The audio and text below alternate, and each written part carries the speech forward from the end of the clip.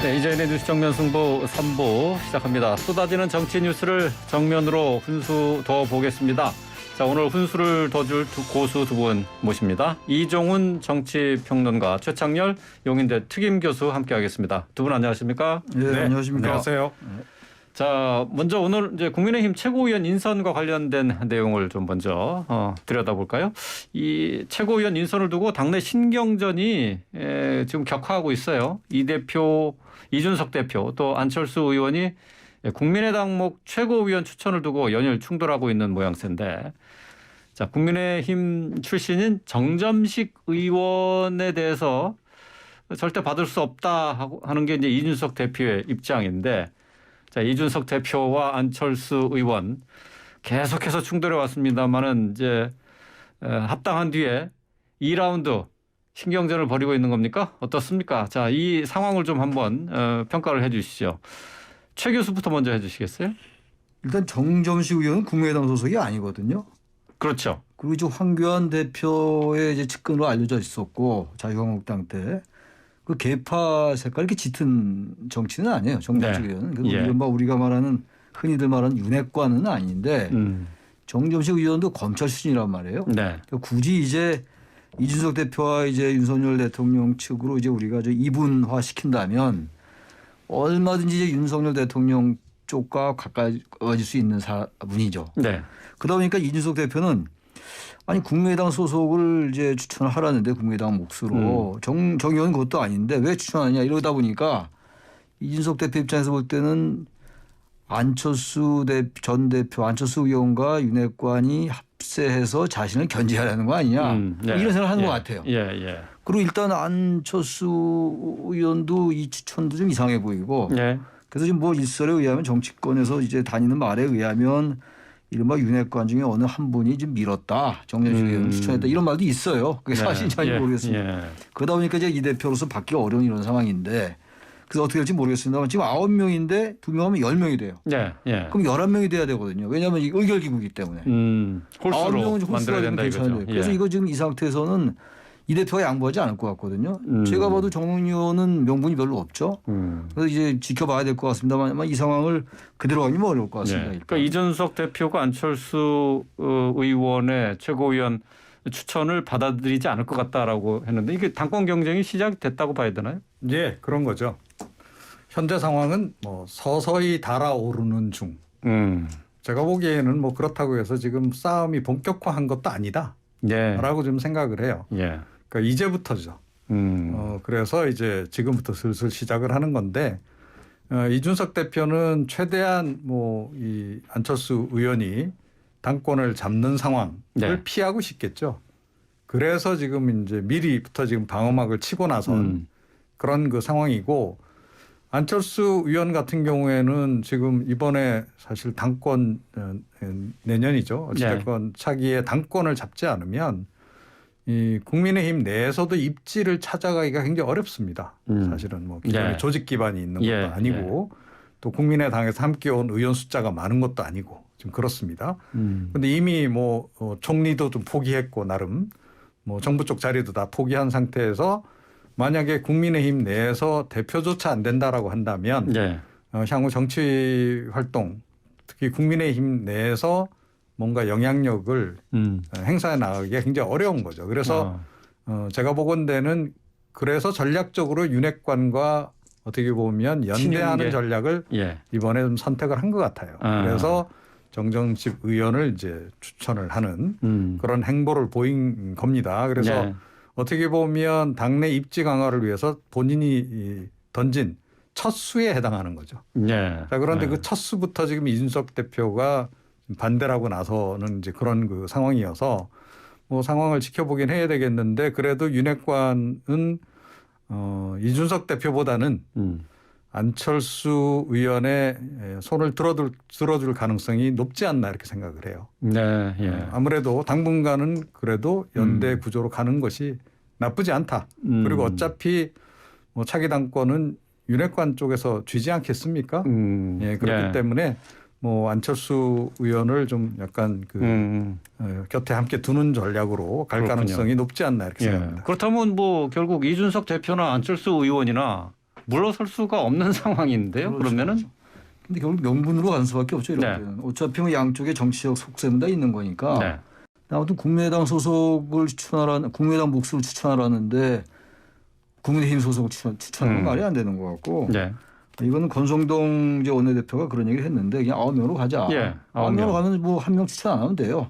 네. 꼭 2명 추천해야 되는 건 아니기 때문에. 그러니까 2명 다 받아주면은 10명이 되는 거죠. 10명이니까 한 명 또 해야 돼요. 11명이 돼야 되기 때문에 안 되는 것 같고 이 대표라고 뭐 바보겠어요. 뭐 다 내년에 이제 윤핵관이 아무리 유리하다 하더라도 이 대표로서는 또 선거를 지금 대선도 이기고 지방선거도 이겼는데 계속 네. 견제를 받고 또 안철수 전 대표로부터도 견제를 받는 이런 상황이 됐단 말이죠. 그러니까 안 대표로서 안 의원으로서는 어떻게 보면은 뭐 당장 윤핵관과 연대도 연대입니다만 연대라기보다는 그래서 이런 표현이 어떨지 모르겠는데 EJ 같은 것 같아요. 윤핵관을 통해서 이준석 대표를 견제하는. 그러니까 안철수 의원으로서 뭐 나쁜 수가 아닌데 네. 이게 지금 계속 뭐 민주당도 그렇긴 합니다만 국민의힘이 대선에서 이기고 지방선거 이기고 난 다음에도 자꾸 당내 갈등을 이렇게 유발시키고 노출되니까 이건 국민들 눈에 좋지 않거든요. 최근 여론조사 보니까 국민의힘 여론이 좀 떨어졌어요. 지지율이. 자꾸 이런 모습을 노출시켜서 그렇거든요. 그래서 이거는 이럴 땐 결국은 뭐 양쪽에다 이해관계 때문에 충돌을 하는 거니까 명분을 따진다면 전 안철수 의원에게 명분이 없다. 그렇게 생각합니다. 뭐 잠깐 말씀하셨지만은 권성동 원내대표가 이제 최고위원 1명을 받아서 이제 9명으로 해서 꾸리자 하고 있는데 결국 이게 이제 해법이 될 수가 있겠네요. 그러니까 뭐 일종의 중재안을 예. 이제 낸 거죠. 낸 건데 뭐 사실은 지금 윤핵관들 입장에서는 좀 여유가 생겼어요. 예, 좀 여유가 생겼다. 최고위원회 내에서 어찌됐건 본인들이 지금 뭐 대표 제외하고 네. 적지 않은 숫자를 지금 차지하고 있는 그런 그 상황이기 때문에 굳이 무리할 필요 없다. 그러니까 안철수 의원 뭐 제안 가능하면 이제 수용을 해서 반영을 시켜주려고 애를 쓰지만 그렇다고 해서 뭐 무리수를 둬가면서까지 이걸 강행할 정도는 아니다는 거죠. 그렇게 굳이 안 하더라도 이준석 대표는 충분히 견제가 가능하다라고 생각하고 있을 겁니다. 그래요. 그래서 이제 그런 중재안도 내놓는 게 아닌가 이렇게 생각을 합니다. 오늘 뭐 화제성 기사로 나온 것 가운데 하나는 국민의힘 최고위원회에서 이준석 대표가 배현진 최고위원이 내미는 악수를 네, 그렇죠. 받지 않았더라고요. 뭐 그 건성을 얼굴도 쳐다보지 않았는데 지금 이준석 대표가 당 내에서 입지가 점점 좁아지고 있다고 봐야 됩니까? 어떻습니까? 그렇게 봐야 될 것 같아요. 지금 아무래도 윤석열 대통령 측근들은 이제 이 대표를 본격적으로 견제하는 것 같으니까 이 대표로서도 뭐 자기 정치를 하겠다 이렇게 얘기를 했잖아요. 명시적으로. 그러니까 이제 윤핵관과 이 대표와의 갈등 관계라고 할까요? 이 부분이 점점 이제 노골화될 겁니다. 아마. 그리고 점점 이제 명시적으로 드러나고 분출되고 이렇게 되면 글쎄 뭐 당이 이게 지금 대선 끝나고 지방선거 끝나서 이겼는데 지금 여러 보도가 있습니다만 경제가 얼마나 어려워요. 제가 봐도 경제가 이렇게 어려운 적이 없었던 것 같아요. 상당히 심각한 상황인데 지금 당이 집권당이 대표와 윤핵관이 이렇게 충돌한다? 네. 과연 이게 과연 갈 수 있을 것인지. 그래서 어쨌든 간 이 대표로서 굉장히 견제를 받는 건데 이게 어쨌든 견제를 하고 당의 세력 다툼이라는 게 정치의 기본이라 하더라도 어느 정도 중재를 하면서 가야 될 것 같아요. 예. 국민의힘이 어쨌든 뭐 지금 국민들로부터 진짜 지지를 받기 위해서 어떤 방향으로 움직여야 될지 뭐 답은 나와 있을 텐데 이 부분에서 좀 생각을 해봐야 된다 그런 지적이십니다. 이제 민주당과 관련된 얘기를 좀 해보도록 하겠습니다. 자, 검찰 수사가 이제 본격화되면서 지금 민주당은 정치 보복이 시작됐다라고 하고 있고 국민의힘은 민주당이 억지 프레임을 내세워서 반사 이익을 노리고 있다라고 주장하고 있습니다. 자, 두 분은 어떻게 생각하고 있는지 한번 좀 들어보죠. 이종훈 정치평론가부터 얘기 좀 해주시죠. 네. 자, 바로 이런 수사하라고 윤석열 전 검찰총장을 대통령으로 만들어 준 게 국민입니다. 네. 자, 그럼 국민 대다수는 어떻게 생각하고 있을까요? 문재인 정부 시절에 많이 은폐됐던 그 권력형 비리 수사 일단은 하고 넘어가라라고 지금 이야기를 하는 거나 다름이 없습니다. 자, 윤석열 대통령이 이걸 거를 수가 있나요? 더군다나 윤석열 대통령은 뭐 자기 수사에 개입 안 하겠다라고 얘기를 했어요. 네. 검찰이 수사를 진행하는데 그거를 막을 수 있겠습니까? 근데 지금 민주당은 그걸 요구하는 거예요. 정치 보복 수사하지 말라. 그 얘기는 윤석열 대통령이 개입해서 수사 진행하는 거를 정상적으로 수사 진행하는 걸 막으란 얘기를 지금 하는 거거든요. 이건 말이 안 되는 얘기죠. 논리 모순이 이제 되는 거고. 자, 고소고발이 이제 들어오면 아시다시피 수사는 어차피 진행을 해야 됩니다. 예. 결론이 어떻게 나든 간에. 그죠?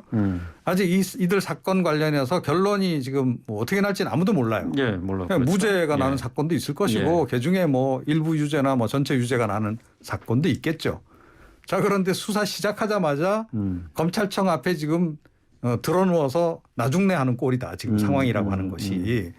그래서 제가 보건대는 너무 과민 반응을 이렇게 보이는 건데 과민 반응이다. 이렇게 과민 반응을 보이면 국민들은 더 고개를 갸우뚱할 수밖에 없는 거죠.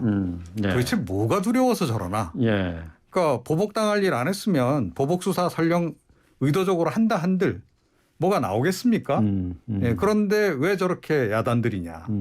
이렇게 생각할 수밖에 없어요. 예. 검수완박 입법도 그래서 강행을 하더니 게다가 이제 이런 식으로 행동한다라고 하는 것은 납득을 안 할 것이다. 국민이. 이렇게 생각합니다. 국민들이 납득하지 않은 정치 보복이라는 프레임을 납득하지 않을 것이다. 예. 이렇게 보시는 거잖아요. 근데 글쎄 일반 이제 국민들 입장에서는 전 정권 인사들에 대한 수사가 정치 보복 아니겠냐?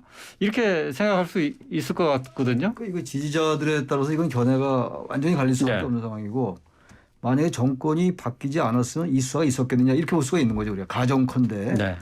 그러니까 정권이 바뀔 때마다 자꾸만 이런 얘기가 나올 수밖에 없는 거예요. 지난번에 문재인 정권 때도 이제 적폐 수사라고 해가지고 적폐 청산이었죠. 그리고 네. 그때 뭐 박근혜 탄핵으로 이루어진 정권이었으니까 어느 정도의 정당성을 가지고 있었죠.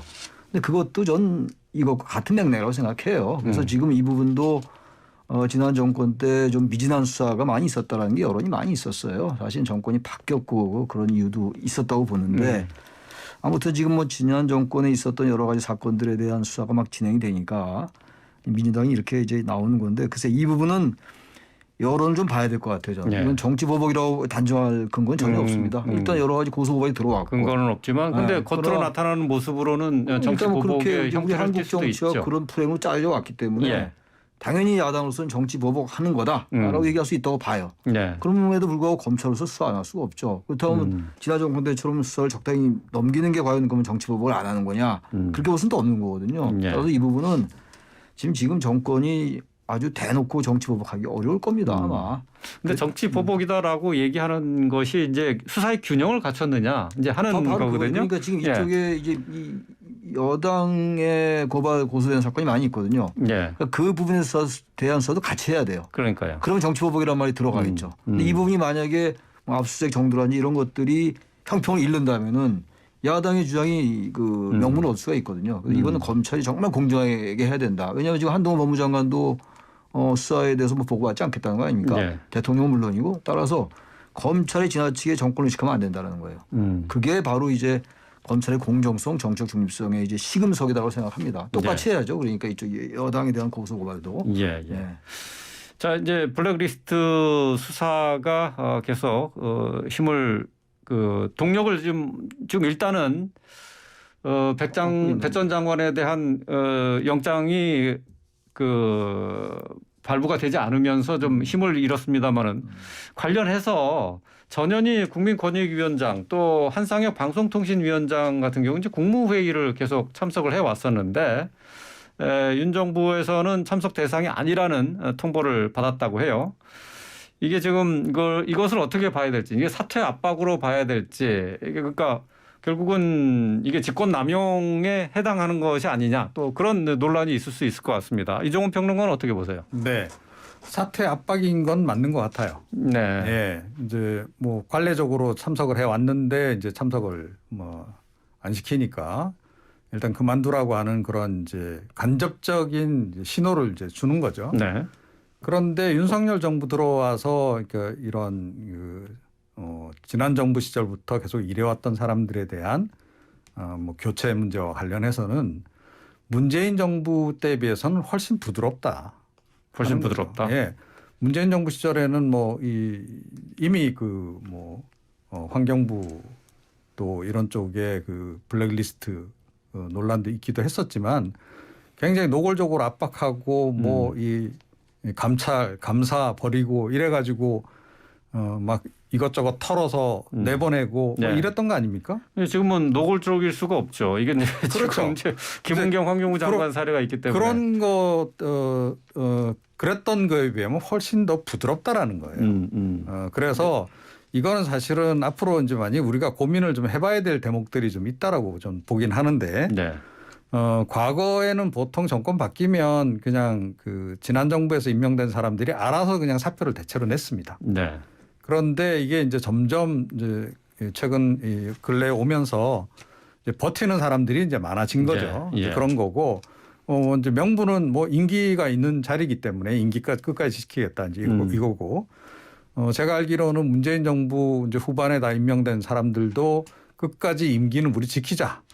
뭐 이렇게 뭐 지금 서로 얘기도 했다는 얘기도 전언도 들리고 하는데 어찌 됐건 뭐 이제 그분들 입장에서는 임기를 끝까지 지키고 싶겠죠. 네. 이제 예. 그런데 윤석열 정부 입장에서는 뭐 어찌 됐건 정권이 바뀌었는데 네.